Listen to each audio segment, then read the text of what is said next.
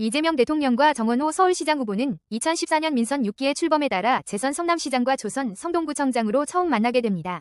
비록 인구 규모는 다르지만 둘 다 민주당 소속 수도권 기초단체장이라는 공통분모가 있었기 때문에 이재명 대통령이 창립한 전국자치분권 민주지도자회의의 일원으로서 박근혜 정권의 지방자치 훼손에 대항하여 공동기자회견을 열고 단식농성 현장에 방문하는 등 소소한 접점이 생깁니다.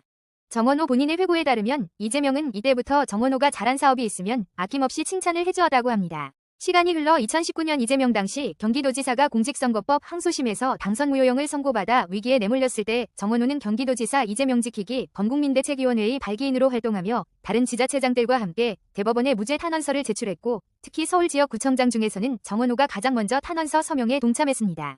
2022년 1월 정원호 구청장은 이재명의 경기도지사 시절 업적인 공공배달 서비스 배달특급을 서울자치구 중 처음으로 도입했는데 공교롭게도 같은 달 이재명 당시 대선 후보가 대통령에 당선되면 배달특급을 전국화하겠다는 의지를 내비치기도 했습니다.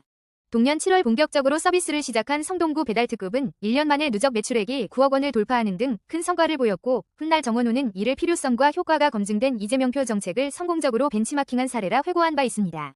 2022년 8월 KDRC 전국총회에서 상임대표로 선출된 정원호는 KDRC 창립 멤버이자 동료였던 이재명 당시 당대표 후보와 만나 셀카를 찍기도 했습니다. 2022년 11월에는 12구 이태원 참사를 계기로 이재명 대표를 비롯한 지도부가 성동구청에 직접 방문해 성동구의 재난 대응 시스템을 둘러봤습니다. 소방서가 일반적으로 화재가 났을 때 119 화재 차량이 가서 현장을 보고 지휘부에 보고를 한 다음에 다음에 다시 지시를 받고 화재 진압을 하는데 그 기간이 약간 있는데요. 저희는 아예 화재가 나면 인근에 가장 가까이 있는 5개의 CCTV가 정확하게 다 119 상황실에서 볼 수 있도록 공유를 하고 있습니다. 그러면 지휘부가 먼저 보고 차가 도착하자마자 바로 화재 진압 작업에 들어갈 수 있도록 지시를 내립니다. 그런 체계가 있고 경찰서 이 차량 순찰 차량에도 저희가 공유를 해주고 있기 때문에 경찰서에서 사고가 나서 순찰 차량이 가는 도중에 저희가 확인하고 가서 어떻게 해야 될지 대책을 세우고 할 수 있도록 그렇게 지금 체계를 갖추어서 진행하고 있습니다. 정말로 최선을 다하고 있는 것 같습니다. 이 재난안전 문제는 사실 지방행정이든 국가행정이든 표시가 잘 안 나서 쉽게 말하면 잘 드러나지 않기 때문에 소홀하기 쉽습니다. 매우 중요한 영역이긴 하지만 이제 성과가 드러나지 않고 방치했을 경우 피해만 드러나기 때문에 일상적으로 좀 소홀해질 염려가 있는데 우리 성동구는 그런 점 정말 잘 고려하셔가지고 일상적 관리나 일상적 투자 매우 잘하고 계신 것 같습니다. 2023년 9월 이재명 대표가 윤석열 정권의 폭주와 정적 탄압에 항의하기 위해 단식 투쟁을 시작하자 정원호 구청장은 단식 현장을 방문함과 함께 KDRC 상임대표의 자격으로 국회 앞에서 이재명 2차 체포동의안 부결 촉구 집회를 주최했습니다. 전당대회를 앞둔 2024년 6월 이재명 대표는 정원호 구청장을 당대표 자치분권 분야 특별보좌역으로 전격 위촉했습니다. 이로 인해 한대 최고위원 출마설이 나돌기도 했지만 지역구 국회의원인 전현희 의원이 도전장을 내민 이후 무산된 것으로 전해집니다.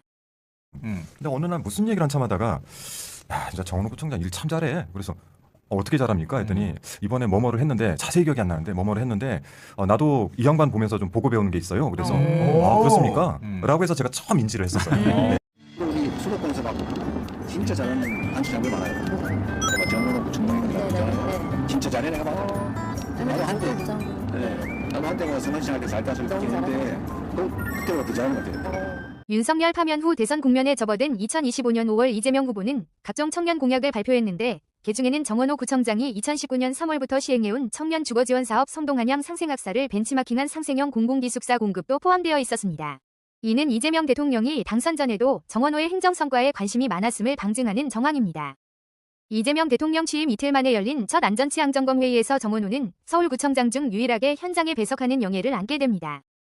대통령실에서는 성동구청 측에 유능한 인원을 용산에 보내달라며 공무원 파견을 공식 요청했고 이에 성동구청이 화답하여 기획 업무를 담당하던 에이스 과장급 공무원을 보내면서 5급 행정관으로 근무하게 되었다고 하는데 헌정사상 최초로 중앙부처가 아닌 기초단체의 공무원이 대통령실로 파견된 데에는 정원호 구청장의 업무 능력에 대한 높은 신뢰도가 반영된 것으로 여겨집니다.